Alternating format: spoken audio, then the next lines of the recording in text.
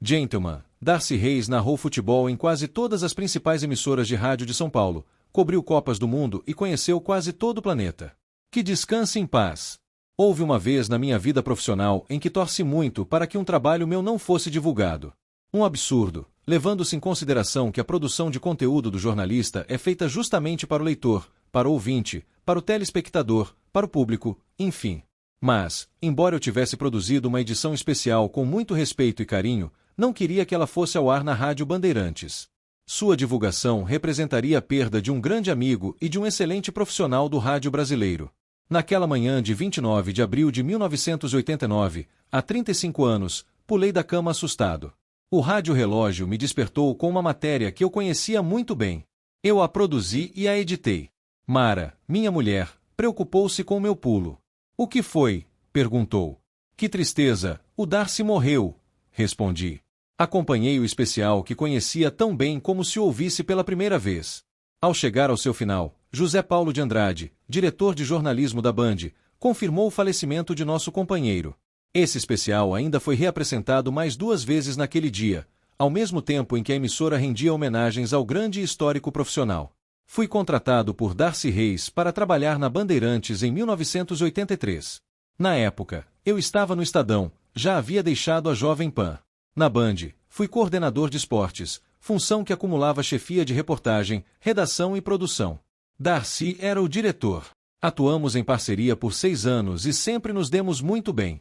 Quando ele ficou doente, acumulei também suas funções.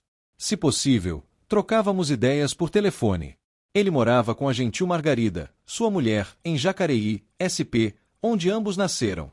Um dia, Margarida me deu a triste notícia de que Darcy passará a ser um doente terminal.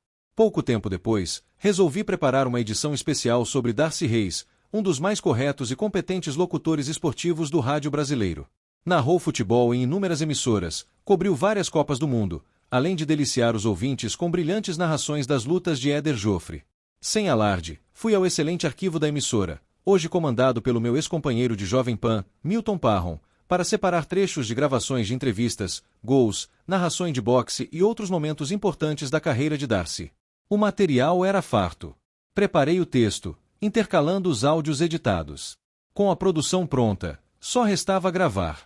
Apesar de a emissora ter inúmeros locutores, optei por Ferreira Martins. Para mim, ele era a própria voz da Bandeirantes, assim como os saudosos Franco Neto e Antônio Delfiol, meus companheiros da Jovem Pan, ou Cid Moreira e Sérgio Chapelin na Rede Globo. Segurando o texto impresso na mão, encontrei Ferreira Martins caminhando para o estúdio, onde gravaria alguns comerciais da emissora. Ferreira, dá para você gravar esse texto? Perguntei. Lógico, ele respondeu. Pegou as laudas e foi ao estúdio. Eu segui por outra porta e entrei no setor técnico para acompanhar a gravação. Ferreira olhou o material, leu as primeiras linhas e ergueu os olhos, dirigindo-os para mim, que estava à sua frente, mas do outro lado da divisória de vidro. Por segundos, transmitiu tristeza, por mim retribuída nessa troca de olhares.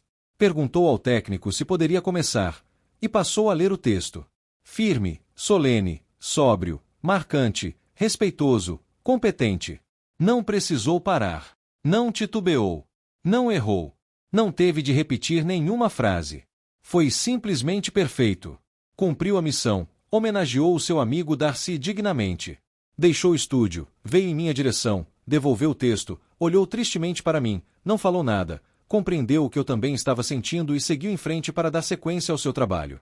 Deixei a fita gravada na central técnica da emissora, com aviso de que só poderia ser colocada no ar com autorização de algum diretor, caso eu não estivesse na rádio. Quem a utilizou, dias após, depois da triste informação passada por Margarida, foi Zé Paulo de Andrade. Darcy Reis tinha inúmeros amigos na Band. Ou melhor, só tinha amigos e admiradores. Gentil, educado, discreto, sorridente, simpático, gente do bem, ele cativava.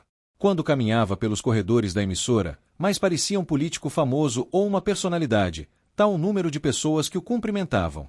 Testemunhei muitas cenas como esta, pois almoçávamos juntos quase diariamente. Foi muito bom trabalhar com Darcy.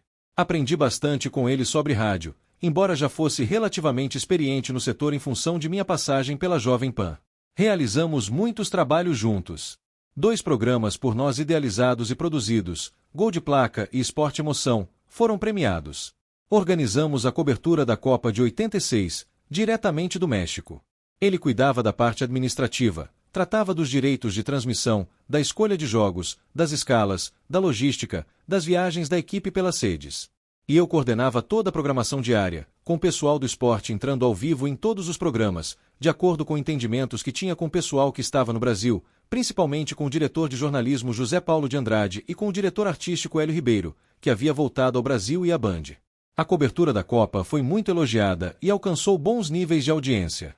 Outro fato marcante dessa época: a contratação de José Silvério, narrador da Jovem Pan. Eu havia trabalhado por 6 anos com Silvério, como coordenador de esportes da PAN.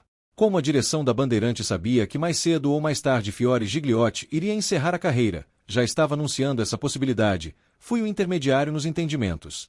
Darcy e eu fomos à casa de Silvério e o convidamos oficialmente, tendo a devida retaguarda da direção da Band, do diretor comercial Samir Razuk, do diretor superintendente Salomão Esper e do Saads, diretores proprietários. José Silvério pediu tempo para pensar. Estudou a oferta e acabou aceitando o convite, o que provocou uma revolução no rádio esportivo. Na Copa do México, Fiore Gigliotti narraria o jogo de abertura da competição mundial. E anunciaria José Silvério na função de transmitir os jogos do Brasil como titular absoluto da emissora. Antes da Copa, porém, Silvério e Fiore já dividiriam o comando das transmissões de futebol da Bandeirantes, cada um em um domingo. Houve, porém, uma reviravolta. Fernando Vieira de Melo, diretor-presidente da Jovem Pan, conseguiu convencer José Silvério a voltar à emissora de origem para ser titular absoluto durante a Copa de 86, oferecendo inúmeras vantagens ao profissional.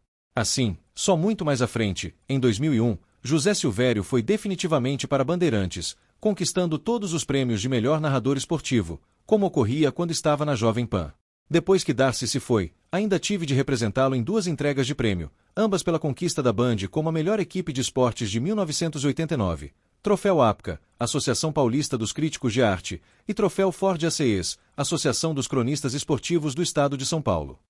Outras 2 demonstrações do bom trabalho desenvolvido pela Rádio Bandeirantes sob o comando do inesquecível Darcy Reis.